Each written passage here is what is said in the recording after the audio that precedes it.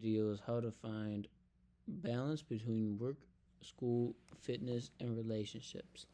And it's gonna be quite comical because it's almost 3 in the morning. I haven't slept yet, and I got to work 19 hours today, basically starting in a half an hour. So if I slip up, don't want to blame it on that, but I'm gonna blame it on that. Um, and yeah, we'll talk about work-life balance. So the learning curve and mistakes that I made was like right after 18. I was like trying to work 60 hours a week, and I'd party 3 to 4 times a day. Another day, my bad. There's one a week. So it led to me falling behind on critical tasks. So I mean, I didn't get fired from a job or anything. I just really like being proficient at everything that I do, or as much as that I'm capable of, and it really got in the way of that.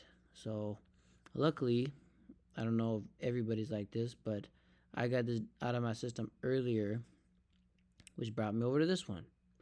So then I swung in the opposite direction, and I was consistently working and training, but then juggling so many jobs, I wasn't excellent in any of them.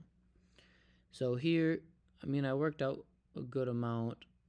I just guess I wasn't getting any sleep, and then still wasn't terribly fantastic at jobs. I was working warehouse jobs and or warehouse jobs, a sales job, and concrete construction. So not really big things, but this is when I started actually getting into career and larger um, building blocks, I guess. So I wasn't very good at them then. Now isolation. This is what I'm in right now. Going in, all in for creation of wealth, creation of skills, but nothing really with friends or family. I did make a lot of progress financially, but personally, on some people's levels, I failed at that level.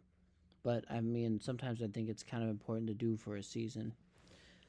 So, the cost of extreme focus. So, most recent lesson, this is the most extreme financial that I had. Starting out, before going all in, I mean, this is with the stock market and everything. I made a video on this before. But I had $158,000 net worth, and then ending was 250. It's about 1 year extreme focus, basically 80 hours a week, 5 days off, 7 months. Before that, I think I had 3 jobs, or I did have 3 jobs before that, and I was volunteering at the Children's Hospital. But I didn't see absolutely anybody. You can see here, social life, 0. I lost friendships, not a big deal, depending on who you're talking about. Using a small friend group anyways. Invitations, I didn't go out to parties or gatherings or nothing, so these are gone. Family connection, so. Some family members got upset with me, but then, when I go talk to my grandparents and I tell them I've been busy, I actually do mean it, and they know it. And my grandpa, I mean, he loves hearing the stories of the stuff I'm doing because he says it reminds him of himself when he was younger. I'd much rather have that rather than me be there 24/7. So, in summary, though, it was profitable. Cost was high, depending on who you're talking about. This is actually a really big one. I got out of shape. While I was working at a dealership, I didn't go to the gym at all. So basically, I had 7 months off from the gym. And now we're entering a new experiment. This sucks, one, because you look and feel worse, but then also other people can see that too, but they don't see this part, which they don't need to. And I don't, need to look good for everybody, but it feels good to go back to my family and then be like, oh, wow, you've been working out and stuff. Just an extra thing to kind of make them proud. But now I'm trying to focus on maintaining consistency without losing. This is corny. I use gamma for this. But just kind of balancing things out a little bit more even, at least for what I want to do. A lot of people have other ideas. So I usually try to be 90% productive, 10% for friends and family. And this ratio works for me. You can choose your own.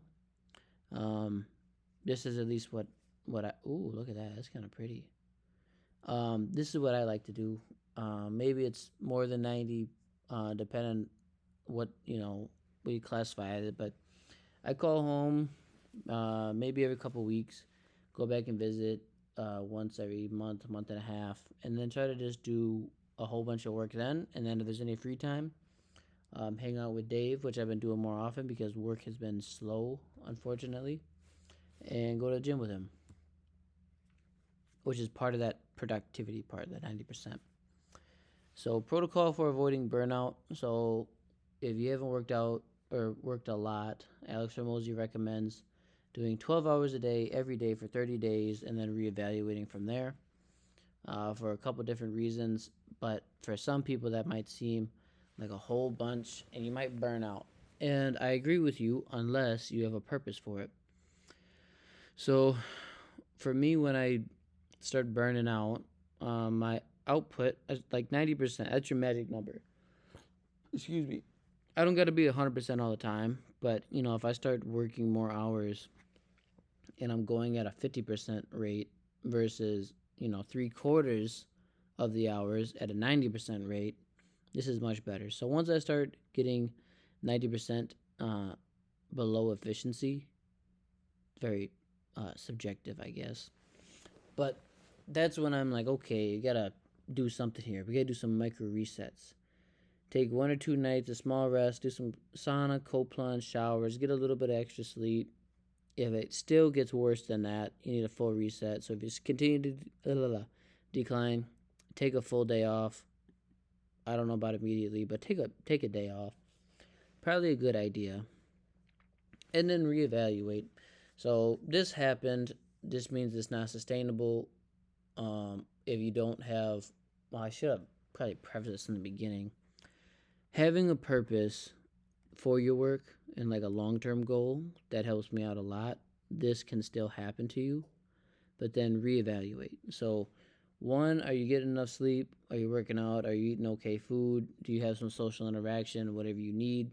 Okay, if those are all in order, maybe what you're doing right now doesn't go for your, overall life goal. And it's important to identify that because if you can be like uncomfortable but not comfortable or not uncomfortable enough to quit your 9 to 5 job or to get in another relationship and end one that's bad, if you do that for 10 20 years, then your life basically becomes hell, in my opinion. So reevaluate kind of everything, if that makes sense. Okay, sacrifice. To achieve balance in a busy season, you need to cut some stuff out. 1, material luxuries. Just give it up. They don't mean anything anyways. 2, friendships. Let them go if they don't add value or help you towards your goals. 3, relationships. Now it's starting to really get hard. You got your boys and stuff, but your boys always have your back. These ones take a lot of time. So they hinder growth.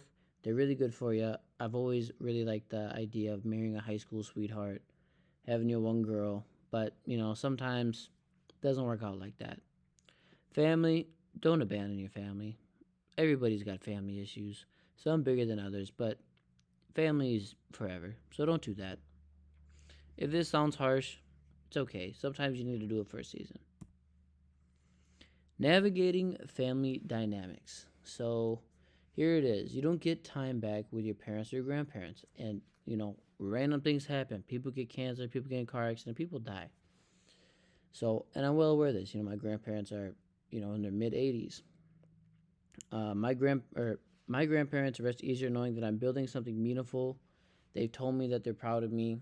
And, the way I look at it is they know that I'm going to be okay and they know that I'm building something larger. And then when they're on their deathbed and going to pass, then they're going to know it's okay. Rather than if I'm with them all the time and I'm not doing anything productive with my life, then they'll be probably worried about me a little bit. So balance with family to me means honoring them and staying connected every once in a while. It's only warranted to not stay connected if you're doing something meaningful with your life and, trying to build something larger. Oh, let's see what this last part is. I check in, but I don't sacrifice the mission. It's kind of the important one, right? Systems that keep me on track. In the busiest season, I have 2 things. 1, my planner. I think I made a couple videos on it. Planners are amazing, especially the tangible ones. If you have a family, maybe a digital one so you can like share it between your spouse or maybe even your parents. If probably don't do that, but if you have a spouse, in the inner circle, tight group of friends who understand my goals, they provide me honest feedback and keep me grounded. Go with them a crazy idea, they can tell me if I'm acting goofy. Inner circle only needs 2 or 3 people. Advice for being stretched thin. Define a long term goal. So I've made a lot of videos on my long term goal, and that basically having that in the back of my mind helps me make decisions easier because then I just go, is it for the long term goal? You know, what my whole life's supposed to be about? No? Okay, cool. Cut it. Here we go. Next one. Cut ruthlessly. Once your goal is set, cut everything that doesn't support it.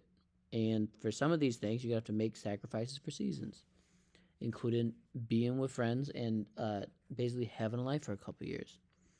Ignore opinions. Everybody's going to say you're crazy. I always get called frugal, cheap ass, live a little bit, you work too much, workaholic. I don't know. I don't really worry about any of that. They don't have to live my life like Alex Harmosia says, and I don't want to live theirs, and I don't have to live theirs. Only thing I worry about is what I can justify to God. And I mess up all the time. Everybody does, especially me. But that's what I try to keep in my head and keep the majority of the stuff that I do in check with. And live intentionally. Life will throw unpredictability at you. Don't live scared, live with the purpose. Don't be scared if things go on. The funny thing is, some things can seem like the end of the world or something bad does happen. And then later down the line, when your perspective gets larger and you learn from your mistake, then you can start seeing the value in, oh, maybe this was planned, or maybe everything does happen for a reason. So now, when there's hiccups and there's bad stuff that happens to me, I just go, well, that happened. I don't know how this is going to work out, just like my life goal or anything else.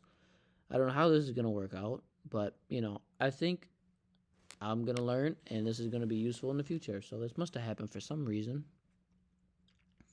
And finally, balance is a lifelong skill. Balance isn't about avoiding work. Don't buy into the work-life balance. Make your own whatever you need to do for that. Usually people can work more than what they think they are. But align your priorities. It's not about having equal time, 10% work, 10% family, 10% friends. No. It's about making room for what matters and mostly for you and working insanely hard because I think that's fantastic. Learn in layers. Every season teaches you something new. You learn balance in layers, not all at once. I just ran you through 3 of them. I'm on a 4th one, and these were all like years or year-long stretches. I'm still learning right now, and priorities change. So honestly, I don't really think there's ever a perfect work-life balance. It all depends on what period you're in your life. There's so many variables, so it really is an individual thing. Hopefully that was a little bit clearer. I do these so later down the line I can have refined thoughts. Some of this stuff may change, but refined thoughts, improve my communication and presentation skills, and kind of just keep thinking over stuff for my own learning. So this was rough. Don't worry. You just got to wait a couple years, and then I'll make another presentation or something on work-life balance or whatever it is. And it'll be better then. So coming soon in 2030, 35, or whenever it comes.